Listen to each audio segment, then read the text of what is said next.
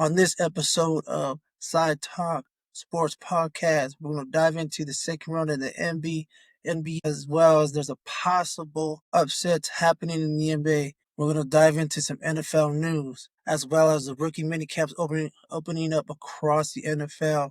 But all eyes are going to be on Shedeur Sanders and the Cleveland Browns, as well as Tom Brady's reaction to the Shedeur Sanders fall, and to me, the biggest fight of the year, Terrence Crawford versus Canelo Alvarez this year, September 2025. On this episode, let's go.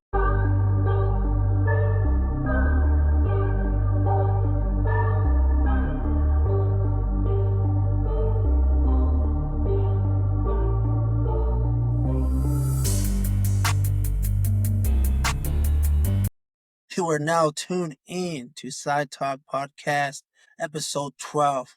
I'm your host, Eli Griffin, the voice you didn't think you need, but you're glad you got. Well, let's go. Hope everybody had a great weekend. We just flew back from Nashville, had a great time. But you know what? First topic I want to jump into and dive right in is yesterday, the butt whooping of the Denver Nuggets. Okay, Nuggets lost 106 to 149. I'm going to tell you this now. KC was hotter than fish grease, y'all.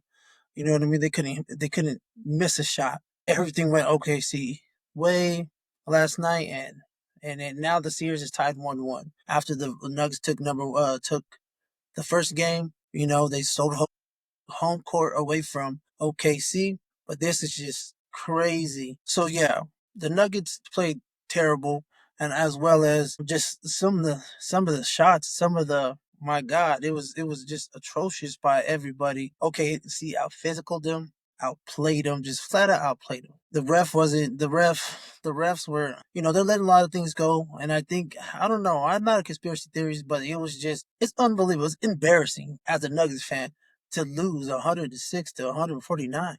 But a loss is loss, even if you win by one or if you lose by 40 points. Either way, it's a loss. We're going to head back here to Denver, and Nuggets need to be better on defense. Just, take care of home court. If you win these next two games, hey, man, you'll go back to OKC 3-1, but hey, you got to get through. OKC's a juggernaut. They got a deep bench. SGA is a baller, so you just got to wait and see. Denver just needs to relax, play their game, let Joe doing his thing. Murray, we need some help from MPJ. Like I said before, MPJ is a key. If he starts firing, I guarantee we'll blow OKC out.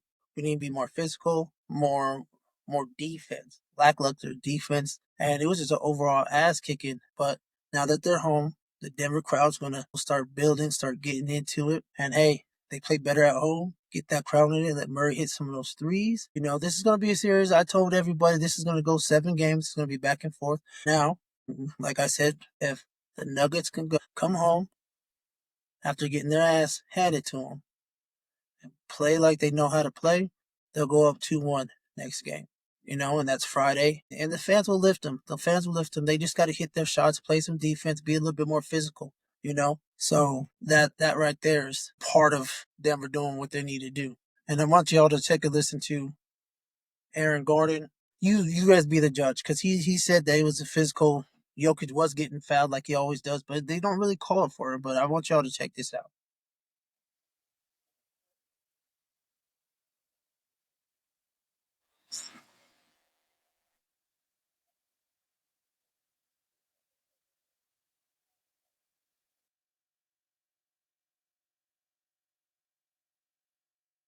Yeah, they're calling the second foul almost every time. They're fouling Joker first, and then Joker's reactionary, and they do get the second guy a lot of the times, but they're fouling him. Point blank period throughout the game, and it's the thing where you can't call every foul, or you'd be calling a foul every single play, but they're fouling him. I also mentioned the joke. You got to play through it. You got to play through it. You got to be stronger, be more physical. All of us do. We all got to play through it because they're not going to call a foul every single play. They're a very handsy team.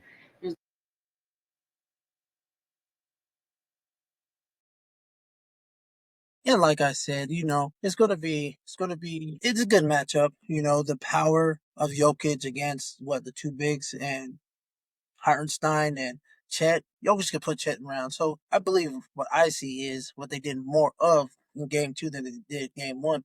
They didn't let Jokic post up Caruso, or they actually played Chet and Hartenstein together. So, they put Hartenstein on Jokic and they have Chet to help. So that kind of calmed that down there. Overall, Nuggets wasn't hitting their shots. They looked terrible. They got their ass whooped, like I said. But hey, this is why there's a 7 game series, and now it's off. Now we're here in Denver. Now they're coming to us, and we'll see how they battle. Now we're switching on to Boston versus New York Knicks. This series is a shocker to me. Knicks win. Knicks win for the second straight time. This is unbelievable. Knicks win for the second straight time, and this series is unbelievable. Boston can't buy a bucket. They're shooting horrible, and New York is just capitalizing on everything they do wrong, actually. It's more about how the Knicks are playing, not about what Boston's doing. You might say it could be Boston things. It's just the Knicks is running Boston off the 3-point line. They're in their face. Mikal Bridges is out there giving the business to Jaylen Brown and Jason Tatum. They're just outworking Boston, which is shocking to me. But you know what? I called Boston, and then I got Boston in 5, or I had Boston in 6. So therefore, this is shocking to me. That was my take earlier before the playoffs even started. So this is just unbelievable. Jason Tatum missed so many of shots, even the game winner. It's just unbelievable how this is going. How the Knicks is just killing them. So Jason Tatum had the chance to win on Tuesday, got blocked. He's just not aggressive. He's not mean. He's not a killer to me. I don't know. He needs to figure that out. He just can't. I just don't understand it. He needs to be more physical, more stay off the 3-point. Get to the basket. You're long, you're quick, you're explosive, but you just don't do those things. You just want to settle for jump shots and threes. That's just the whole Boston team. You know what I mean? Porzingis does that. Derek White, love the kid. Colorado Springs kid. Just don't go to the basket more. It was a close game, but I just didn't see, first of all, I didn't see this coming. Second of all, shout out to Paul Pierce for walking 20 miles to work because Boston lost. But the Knicks are just balling, man. And it just baffles me how good New York looks. So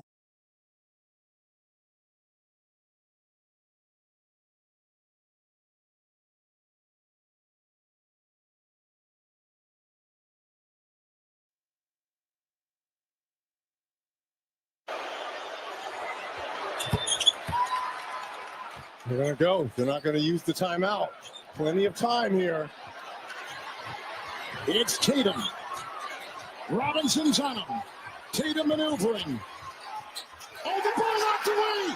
Another great defensive play for the Knicks. and that's one of those things where I can't believe Tatum is. It's just that they're not playing well. They killed it. They swept New York 4-0 in the season series, but everything Knicks did this offseason geared up to beat Boston. And right now they are showing their asses, you know what I mean? And I'm speechless over this. It just baffles me how they are. We'll see. We'll see again. They play Friday, going back to New York. Is this a possible sweep? Is this a possible upset? Because if it is, boy, New York is going to be on fire. You know what I mean? So I kind of want to see it. I kind of want to see New York take Boston down. Even though I picked Boston and Nuggets in the final, yes, I did. I picked it, but I kind of want to see this upset. You know, the playoffs is it's a movie, man. It's the up and downs. It's the dramas. I'm excited to see it, and I want to see it. So yeah, now we're moving on to Cleveland. They're now down 0-2 to Indiana. Just like Boston, the top 2 seeds are down 0-2. Going back to now Indy, Cleveland, and then Boston going to New York. Now, I wasn't a big believer in Cleveland, but I think Indiana was going to do this. Tyrese Halliburton, game winner in game one. Do you think Cleveland was rusty? Do you think Boston were rusty too? in previous because they beat the first round opponent so fast. To me, like I said, with Boston and New York, I believe Indiana is just playing. They started off in the first round, getting that momentum, and Tyrese Halliburton just balling. Indy is overall playing well. From starting five to some of the bench players are just playing well. That's it. So right here, so Indiana, so Halliburton last game went 2 for 11 from the field, 2 for 2 from three, 4 assists. But hey, Andrew, I can't even pronounce his last name, 13 assists. They're getting everybody involved. They're attacking the basket. They're playing good defense. Halliburton is playing great. They're just overall just beating up the Cavaliers. Granted, Darius Garland and Evan Mobley, it's huge that they missed last game. It's a huge injury. Now Cleveland's down, going back to Indiana.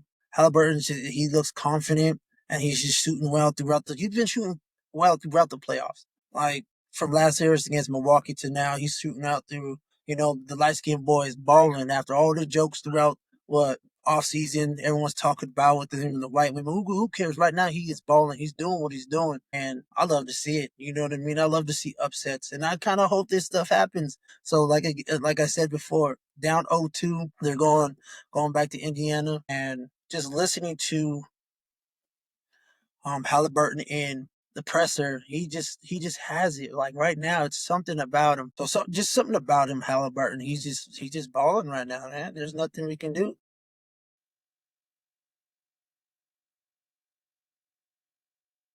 I always say, playoff series don't start till somebody wins a road game. Well, we won two, and we're going back home where we've had a lot of success over the last 2 years in the playoffs.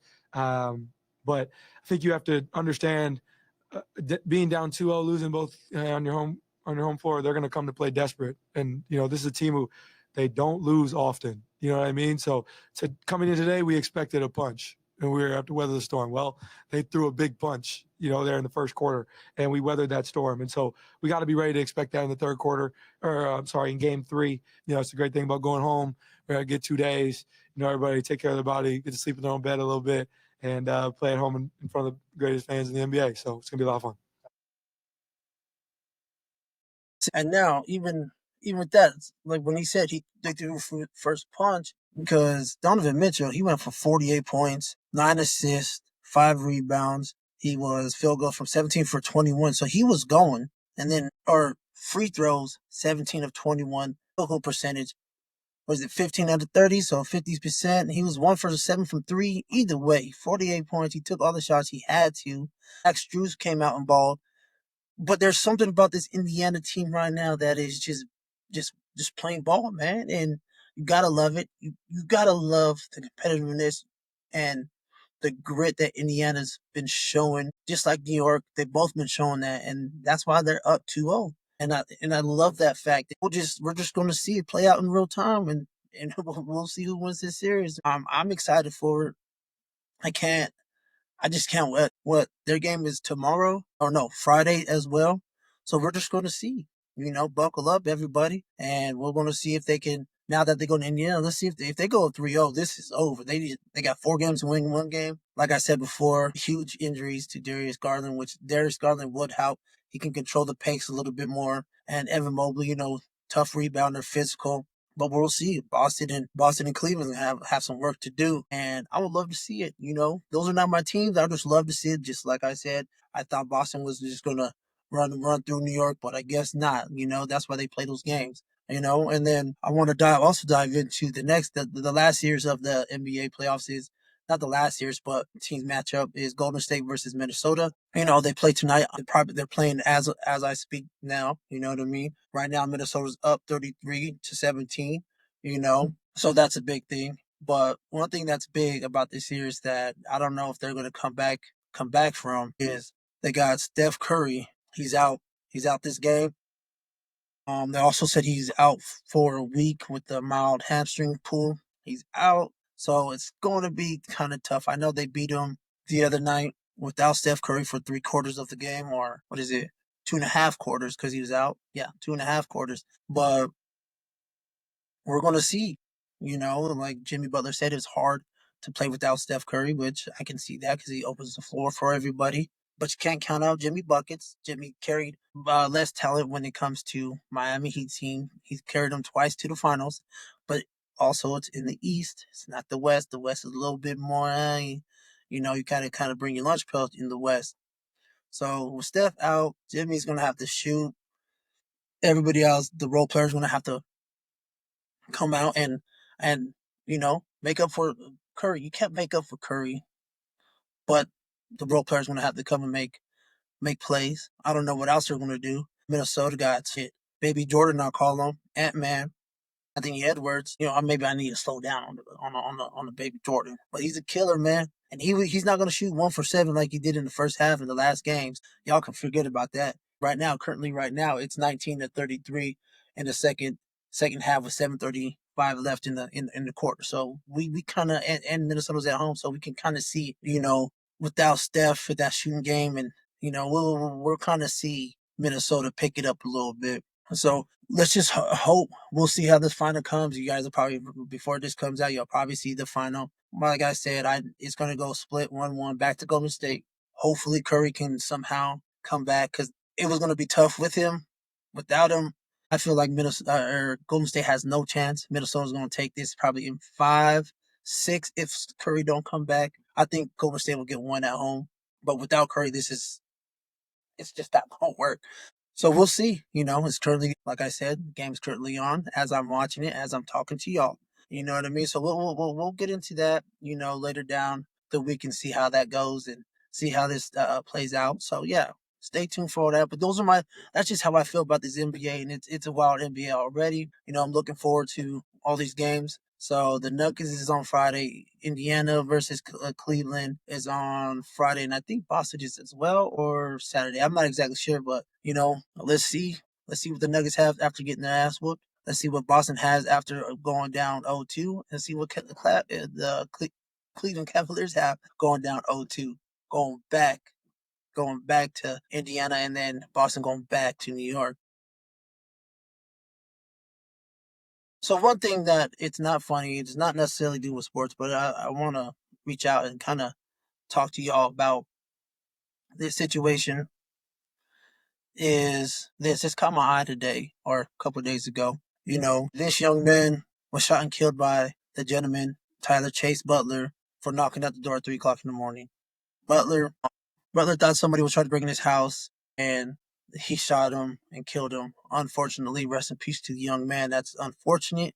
But stuff like this, it's just crazy. And I've been telling even my son, even this weekend, we were in Nashville. There, all the kids were on the hotel rooms, ding dong ditching people running down the halls and stuff like that. Granted, they're little kids and we're in a hotel, but even me as a kid used to do this stuff. But it's different times. This is 2025. I was doing this in the 90s. You know what I mean?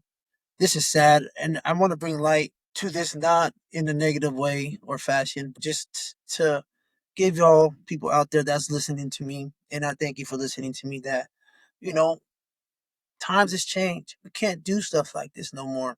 And it's unfortunate for the kid. He looks back his parents. He's probably a brother, you know what I mean? A sibling. And it's just sad. Just a quick note, just listen, kids, like the TikTok pranks, stuff like that can get really real. And people don't understand how real that can get. These days, you can't prank nobody no more. We seen what happened with Shador and the whole call prank. Like, it's really serious about pranks, and don't do everything that you do see on TikTok, please, because that's just crazy. I see that all the time, and you're liable for stuff like this to happen. You know what I mean? So just be careful about what you do. These days, everybody has guns, and I ain't gonna lie, if somebody came to my house at 3 o'clock in the morning banging, and who knows what happened, but like someone's coming up and you feel like he's breaking in our state, it's to make my day look law. If you're on my property, try to break in, you're liable to get shot, and stuff like this. Just because it was TikTok, please don't do this, people. You know what I mean? So let's just let's everybody that watches this prank and does this prank, just take a lesson to this. This is a tragic story, and I just wanted to give my 2 cents, and just let's just not do that no more. Please. It's not funny, it's just godly. Let's just not do stupid stuff what you see on TV or TikTok or Facebook or Instagram. Let's just not do those things because you don't know what type of people are out there, man. And I hope this is not a race thing because this gentleman is black that shot him and this kid it looks white. I don't know exactly, but let's not make it this a race thing. It's not a race thing. It's just I think it's a mistake on both parts, and I wish it ended better than what it did. So now moving on to some NFL news. I'm a NFL aficionado. You get what I'm saying. But there's some things that, big trade yesterday. Big trade. Oh, big to some, their fans, and big to, I guess, the media frenzy and all that good stuff. But the big trade that happened yesterday, which we seen it coming because your boy Jerry Jones has been sniffing it. The Dallas Cowboys traded for your man, George Pickens from the Steelers, which I can see this coming because Steelers just traded for DK Metcalf, and I would have thought they would have stood put. It just had two receivers, and I'm not going to hate on the Cowboys fans. This is a good trade, and they got it for a third-round pick. So George Pickens for a third-round pick, and what I see is I believe Steelers just didn't want to pay him because I know his contract was up. Much needed receiver for the Cowboys, opposite side of CeeDee Lamb. They've been looking for that for the last, I think, 2 years. But I don't know how it's going to work because CeeDee Lamb gets mad when he don't get the ball thrown his way, and Perkins kind of does the same thing. So I don't know how that's going to coexist. Not my favorite. It's not my team, so therefore I have no idea how that's going to work. But Dak better be ready to at least start throwing to him. So the Steelers get back a third-round pick for Pickens, and I want y'all to check this out. So this is what they projected for the 2026 Steelers draft picks were going to be. They got a boatload. So they got the first round, second round, third round. Three thirds, 2 fourths, 2 fifths, 2 sixths, and a seventh. Boy, if Aaron Rodgers don't show up, then Mason Rudolph is got. But I don't believe that. I think Aaron Rodgers is going to show up. But if not, quarterback class, they're ready for it. So if everything don't pan out like they want it to pan out, Steelers has a large amount of draft capital to go up and get a quarterback, and there you go. But this is more darts at the board. So like they said before, the draft class is deeper than this year's. So they'll have, even though I don't believe so, because none of the quarterbacks in this year's class, other than Arch Manning, if he comes out, is worth a damn so far. I haven't really dived into the quarterbacks coming out next year, but I don't see any of them. The cat from Penn State, not a big fan. Who else? The dude from LSU, not a big fan of that guy either. But that's just me. I think 2 years down the road, it's going to be pretty good with. You'll have the dude from Nebraska that acts like Patrick Mahomes and a couple other ones that I believe, Lagway and some other guys that I think there'll be a better draft class than that. But that's what the Steelers got, and I don't know how that's going to work, but we're going to see how the Cowboys work with Pickens and CeeDee Lamb. The contract, I think they traded him because of the contract. I don't think the Steelers I can't say he's a knucklehead, but he gave Steelers some problems the last couple of years. But I don't think they want that. They want him to just go. Cowboys pay him. Like I said before, Jerry will pay you. He'll wait to the end, but he'll pay you. But we'll see because they still got Micah Parsons' contract they got to do. Or else he's probably going to hold out. They might franchise somebody in the next couple, or this year or next year. Micah, I think they will get it done, but Micah might. Who knows how that situation is with the Cowboys? Jerry Jones always wait. That's why I think he overspent on Dak. He spent a right amount for CeeDee Lamb. We're not going to say nothing about that. But I just think the Steelers traded Pickens for contracts issues coming up. I think it's this year or next year. One of the two. But like I said, if anybody is going to spend some money, Jerry's going to spend it. So here's some of the guys from the facility talking about it. And we're just going to see. Sorry. And they kind of preference and kind of say what I've already been saying. But I've said this before. I've even seen this. But yeah, we're going to see how this works out.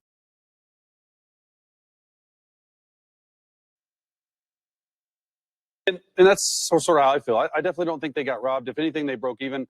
I think they slightly may have won the trade. It's really hard to see, right now, because we see what George Pickens is. But there's a reason why the Pittsburgh Steelers traded George Pickens. They don't want to deal with the headaches. Is 900 yards and 4 touchdowns averaged through the last 3 seasons, is that worth $30 million? Is 900 yards and 4 touchdowns, and that's what the Steelers are saying. They're saying absolutely not. They got a third. But I'm saying that's what the Steelers are saying. And honestly, the Cowboys Okay, they have the contract issue with him coming up. He still needs to get paid. Do they tag him? What happens if he doesn't? So I think both of them won. Here's the thing, though, that I think that the Steelers have this longer term master plan, and it definitely didn't include George Pickens. And it's playing into that because right now they're set up with massive, massive draft capital in the 2026 draft. Okay, a first round pick, a second round pick, 3/3, 2/4, 2/5, 2/6, 1/7. You know what's really good next year? The quarterback class. I don't think the quarterback class, like I said previously, is not. They're not as good as is not as good as what they're saying. But like I said, it was some contract stuff that I don't think Pittsburgh was willing to spend on George Pickens. So that's why I think they traded him, and that's just kind of what it is. And another thing I wanna, it's just gonna be something to see with this Cowboys team this year. Everybody wants to talk about the Cowboys. Yes, it moves the needle. But if they really wanted to move the needle, like I said before, they should have drafted Shedeur in the second round whenever they could. But nope, Jerry didn't want to do it. See, he messed up. But anyway, we'll just see what happens. And I don't know. We'll see what happens. And the Steelers, I think they both won the trade because Cowboys needed a receiver, and the Steelers just want to unload them. Now we'll see. He's the man, and we'll see whoever else receivers they have currently there. I know they got Firemuth, pretty good tight end, but we'll see, and we'll see what Aaron Rodgers. Who knows? If Aaron Rodgers signs, I think they'll probably go out and get some of his boys that are probably lingering out there somewhere. So yeah, okay. Now I want to dive into this, and I know this is not a over.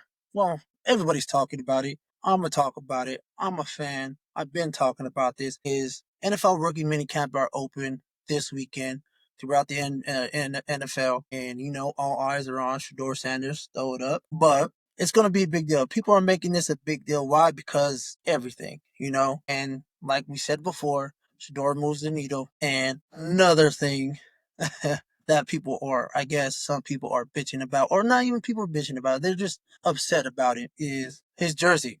And I don't think it's a big deal, but people believe it's a big deal. He gets number 12. There's a conspiracy theory about that 12 times 12 is 144, and whatever conspiracy theories they got out there. And 12 is uh his dad's Coach Primetime his number reversed type 12. Me, I just think it's or Brady's number because that was his mentor or all that good stuff. Me personally, I don't know why he picked 12 or they picked 12 for him, but maybe that's just the next best thing because it was that number. That's my personal belief, but it is what it is. People are in a uproar about this situation. I don't think it's that big of a deal. I know there's a receiver that they picked up, DeAndre Carter, I believe, that has number 2. He's a veteran. He gets to pick it. But hey, at the end of the day, if he's on the roster, when final roster cuts comes down, because I guarantee Cleveland is going to keep Shador. He's already making them money. He's already bringing lots of eyes to Cleveland. They're going to keep him. I don't care what you say.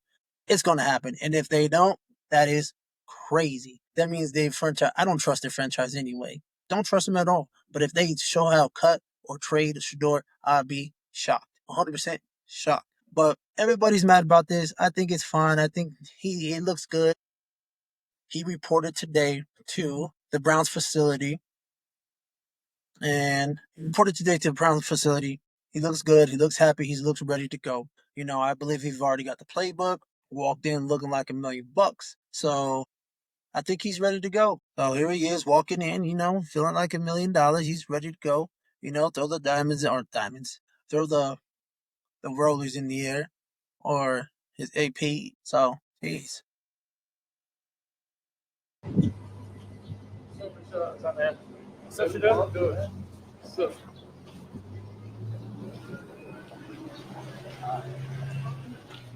So yeah, he's ready to go, and that's what it'll be. It's gonna be. You think he like I said, he moves the needle.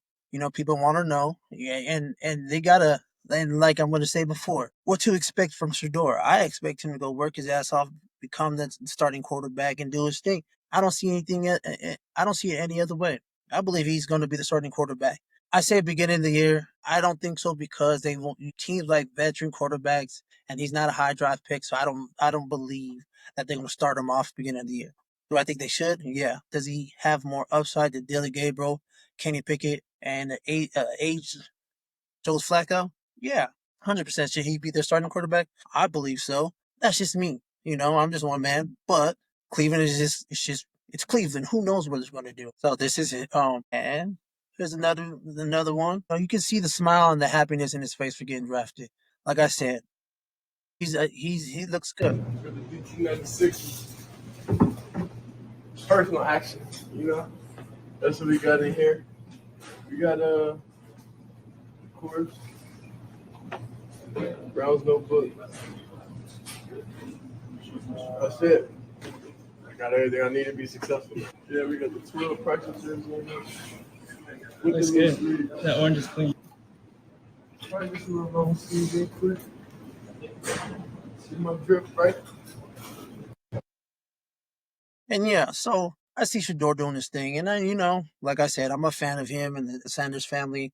I know they get hate. Sometimes it's unwanted hate, and I think all the time unwanted hate because I don't see them doing anything wrong to anybody. They're God-fearing men, and they go about their business, man. So I don't know why everyone don't like they're too flashy, whatever all that bullshit may be. So I'm with it. I'm rooting for him, rooting for the kid. Like I said before, I went up to the spring game, see the jersey retires, and you know what I mean. I'm always been. First of all, I've always been a Prime fan. Now, seeing honestly, majority of us that are fans, seeing him grow up to be a man. You know what I mean? Like watching their show since he was 6 years old, just watching him become a man and a good man at that, and someone that he could, you can tell your son like, hey, he's doing his thing, man. So shout out to Shador, man. Do your thing, brother. And I expect nothing less from him and working hard doing his thing. Just hopefully he gets the reps and he can show them how good of a quarterback he is.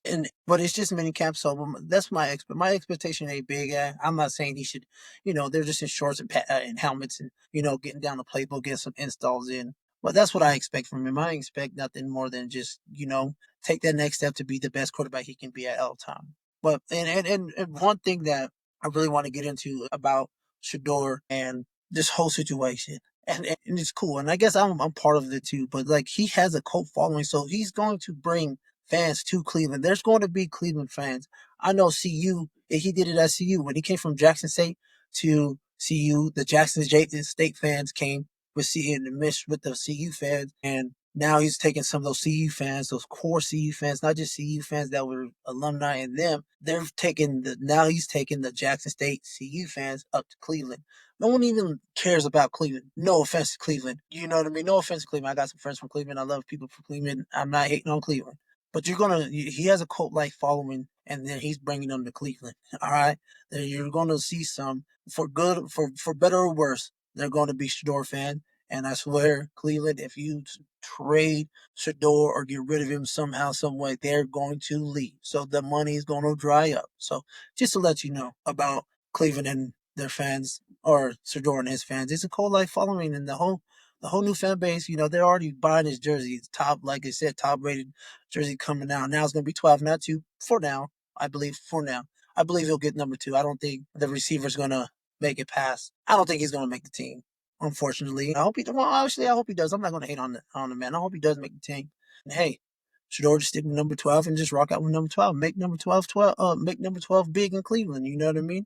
But I believe it's great for Cleveland. I believe economically, fan base wise, I think it all works out for Cleveland with that cult following that Shedeur brings. And that's one reason why I believe that he's never going to get cut, or they're going to start him midway through the. And if they're terrible, if they start 0-3, 0-4, best believe they're calling for Shedeur.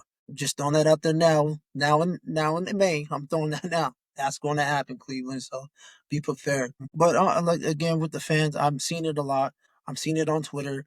I'm seeing it on YouTube. I'm seeing it all that and everything. And even myself. I'm even listening to Cleveland Browns podcasts about what they think and how they're looking at Shedeur and how all that the little things and who's going to get reps and how it's going to. I'm getting into that. So therefore, I'm, I guess, a follower, but I'm not a follower.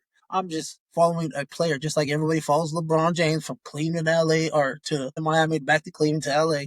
I'm a fan of Shedeur, so I'm going to follow his career. And just like other people, just like I follow my boy Calais' career. He went to Arizona, Baltimore, Jacksonville, Miami, back to Arizona, and I follow it because hey, he's from Denver. You know what I mean? So I just follow him as a fan. Good dude, by the way. So, but yeah, like I said before, Shador's a baller. He's gonna make the team because he's helping the economics. He's making Cleveland money. He brings that fanfare. He brings that that cult following. He's also a baller. Let's not forget, he is a baller.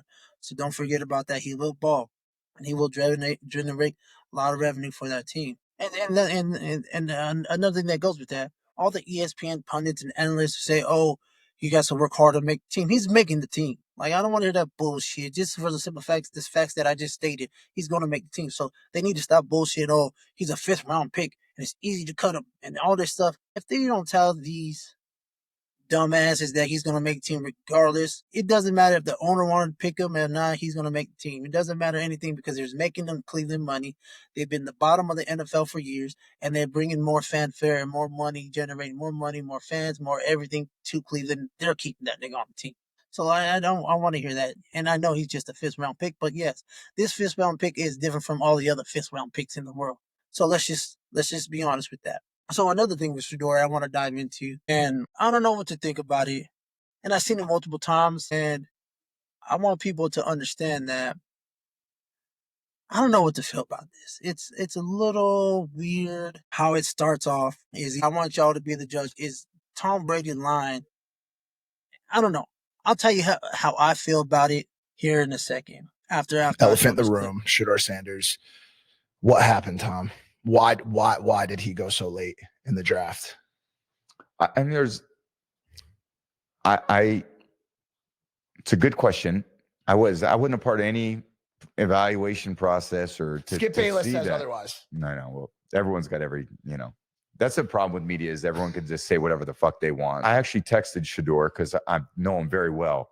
And I said, dude, like whatever happens, wherever you go, like that's your first day. Day 2 matters more than the draft. I was 199. Yeah. So who could speak on it better than me? Like what that really means. Yeah. Use it as motivation.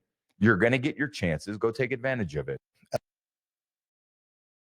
Okay, so how I feel. The stutter makes it kind of feel like, oh, good question. All right, Tom, dog. Hey, I like you more now than you were when you were with the Patriots because Broncos Patriots always had some battles. But come on, Tom. Look at me in the eye. I can't see. I can see. Let me see. Let me give you one hand. Do I believe Tom is lying? It's hard to tell. But he wasn't in the draft room during the draft. And I also seen, I want to say on Max Crosby podcast, I believe that him and Tom were together at the draft. I believe that's true. Not 100% sure. You can fact check me if y'all want to. Go look it up. I think he said that on his podcast, his latest podcast, or maybe one before that. Do I think he evaluates things? Yeah. Do I think they ask him for advice? Fuck yeah, I believe so. Do I think he's lying about it? Yeah, Tom, I ain't gonna lie.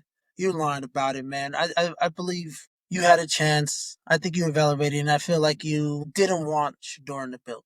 Why? I have no idea. Don't know. But that stutter means you lied. That stutter was, you lied, dog. I'm sorry, but you lied. There's nothing. You're a terrible liar, dude. That's a lie. That sounds like my 10-year-old son stuttering because he wants to lie to me that he didn't clean his room up. You know what I mean? So yeah, he lied about that 100%.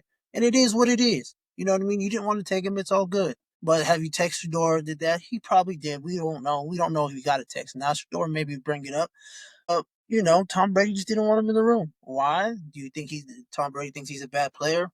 I don't think so. I just think that he may have liked him. Let's play it this way. He may have liked him, but I don't think Pete Carroll wanted him. You know what I mean? Or maybe his GM. Who knows? I don't know. That's yet to be seen. But Tom, I think you're lying on this one, buddy. Maybe that's just me, but I think you're lying, dog. Terrible liar. Well, who knows? Like I said, he wasn't in the draft room. He was in the draft war room or whatever you want to call it. And maybe he wasn't picking guys. But as the draft fell for the Las Vegas Raiders, it looked like a Pete Carroll-led draft, 100% on the guys they got. Every pick felt like Pete Carroll. I don't think Pete Carroll wanted to draft Short just from simple fact is Pete Carroll's old as shit, and he didn't want to have to rebuild with a young quarterback, but he has Geno Smith. And me with Geno Smith, I never liked Geno Smith coming out the draft. I don't think he's a decent quarterback. He's not in my top 15 quarterbacks. That's just what it is. And that's just what it is. There's nothing more than that. Plus, he's a Raider, so I never liked him in Seattle either. So it is what it is. I think that's what was the case. I don't think Tom had the final say and all that stuff, but hey, you never know. Like they said, Skip has been on his head. My man DJ Bless one been on his head from I smoke hip hop. Love that dude, by the way. Shout out to him. But yeah, they've been smoking him. Do I believe Tom Brady? Nah, I think he's full of shit about this whole situation. But hey, you never know. Okay, so I came across this today. And I want to put my imprint, my say on this. Teofimo Lopez. I don't know how I ever say his bitch ass name. He called Terrence Crawford with the ER, the Nigger. How do I feel about that? No one gives a fuck at this point, you know. That's up, black people. I'm gonna tell you this. Me, I don't listen to ignorance, and I don't think Terrence Crawford either. But I came across this video with him saying that as he's hitting the bag. And what do I think about it? Just like I said, I'm gonna play it and then I'm gonna respond to it when we get to it. I seen his legs last. I seen his legs last fight. Them shits are done, gone.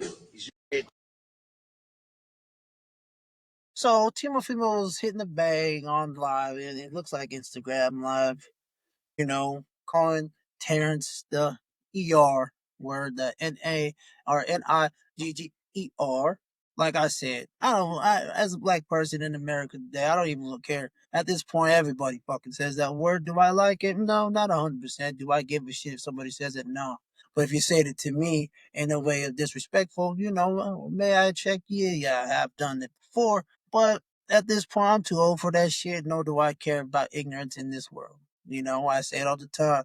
I only troll people to troll people, and I get people riled up to see to see the difference in people when they make it about black and white. Granted, he's not black or he's not white, he's Mexican, but he's getting that to get a rise out of Terrence Crawford. Why? We're going to talk about that because we're going to talk about the fight between him and Canelo. But that is. So I also found this, which is hilarious. I found this as well as I'm scrolling through my daily feed. Get what I'm saying? And let's just say Mr. Timo Lopez made bitch made. And when I say he was bitch made is Terrence Crawford went up to him and said, "What you talking about? You saying all this shit? I don't have to beat your ass. I don't have to fuck you up." I believe that's what he says. But we'll get to that. We're going to watch this real quick, and then we'll get to the whole. I'll tell you how I feel about it. You feel me?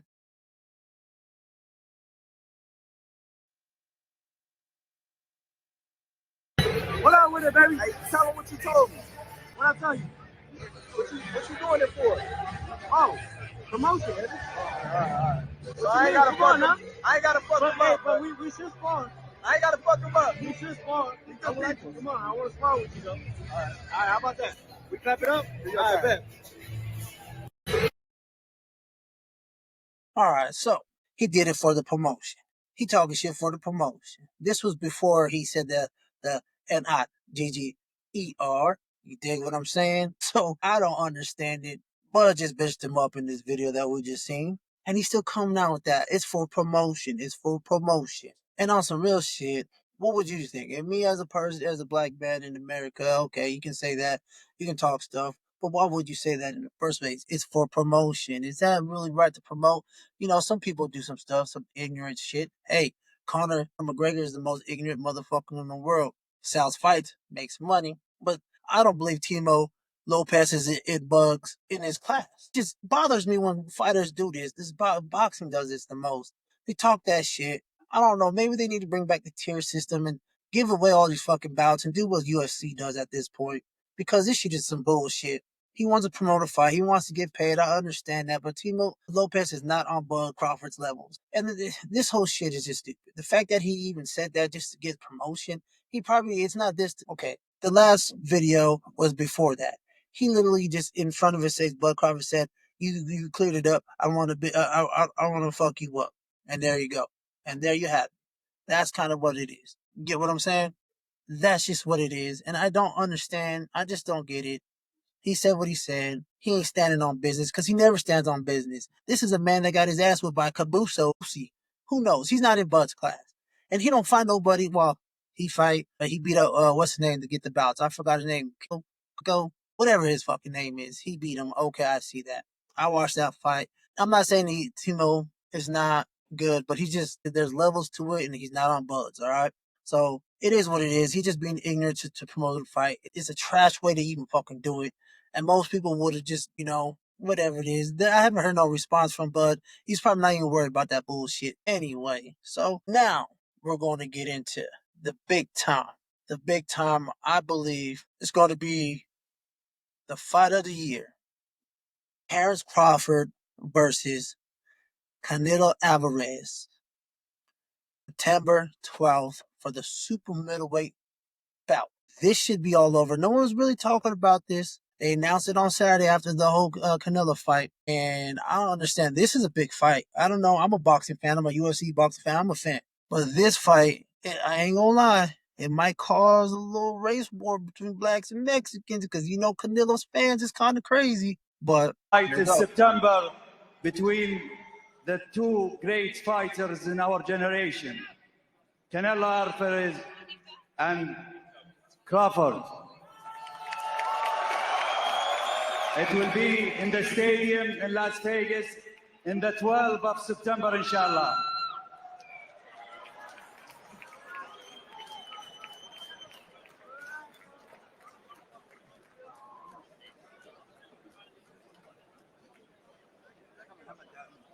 تعال معنا يا محمد.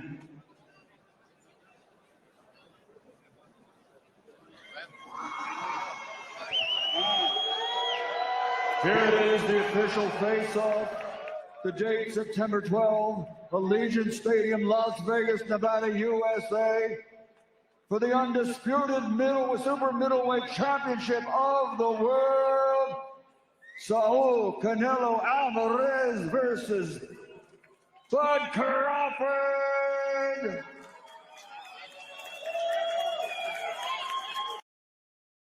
So in that fight, it might start some shit. I ain't gonna lie. It's going to, because Canelo fans are ridiculous when it comes to him and his boxing career, so to say. I honestly think that Canelo don't fight nobody really. Every time I see him fight, it's somebody I've never heard before. I've never heard some of the people that he's fought. I didn't even hear about the motherfucker he just fought. The last time I heard somebody big that Canelo fight, I think he got his ass whooped. I believe. Either way, it's probably Floyd Mayweather, and we seen how it happened to that. I understand Floyd. I don't know. He ain't fight nobody good since Floyd to me. That's just what it is. Now this fight is gonna cause some back and forth. We'll see if Canelo makes it to the fight. Why I say that? Because I think he's going to. I'm gonna call it right now. Bud's gonna win. Bud's faster. He's bigger. If you look at the video, if you look at pictures, Bud is bigger than Canelo. Canelo's gonna add some more weight. Yes, we know he's going to do that. But I think Bud's going to box the shit out of Canelo and whoop his ass. He's gonna go all 12 rounds most likely, just because it's boxing and boxing. I don't know, but Bud be talking that shit. He whooped Spencer's ass pretty bad and knocked him out like 3 times, man. Bud ain't holding no shit back. I'm going for Bud. I know other people. It's not just because I'm black. It's just I always thought Bud was a great fighter, and Canelo never fights anybody. But this fight is gonna be big. It might start some shit, like I said. The simple fact is, Canelo fans is ridiculously fucking weird when it comes to him. I don't know what it is. But again, September 12th, I'm gonna have a fight party. I'm gonna live stream. I'm gonna do all that shit. Stay tuned for that. But I don't know. Like I said, it's gonna be a crazy fight. But let's just hope that let's just calm down. We gotta get through the summer first. But this is gonna be the biggest boxing fight in 2025. I can see it now. I just can't wait to watch. I've been waiting for this fight, and I kind of feel like Canelo's been ducking Bud for a minute. I feel like it's been like a year or two that he's been ducking. Ever since Bud knocked out Earl Spence, he's been calling out Canelo a little bit more, and I feel like Canelo's been ducking and dodging and shit. So and now it's here. This is the next fight. You're gonna have to see it. We're gonna see it. And hey, if Canelo wins, he wins. Canelo's not a bad fighter. I just think Bud's better. That's just what it is to me, and it is what it is. And he can't tell me anything different. I've been a believer for a while, And now we're going to see it's for all the super middleweight bouts, all the bouts, or whatever the hell it is. And it's going to be a good one, 100%. So, all in all, good fight. We'll see what happens. And I hope it lives up to the hype. Well, I guess maybe I'm just hyped about it, but I'm just a boxing fan. So yeah, it's just crazy. So it is what it is. So, and that's a wrap for this week's Side Talk Sports podcast. Thanks for vibing with your boy. Go ahead, smash the like button, hit the notification bell, drop a comment if you agree with my takes, if you disagree, or you just want to clown my takes, talk that shit. It's all in good fun to me. We always gonna have different opinions. Tap into all my socials. You'll see it. New episode drops every week. I know this one's a little bit later, but again, I was in Nashville for my baby girl's cheerleading, so I was on the road. So hit that notification bell, all that is. Stay locked in. Till the next time, much love. Bless to God. Peace.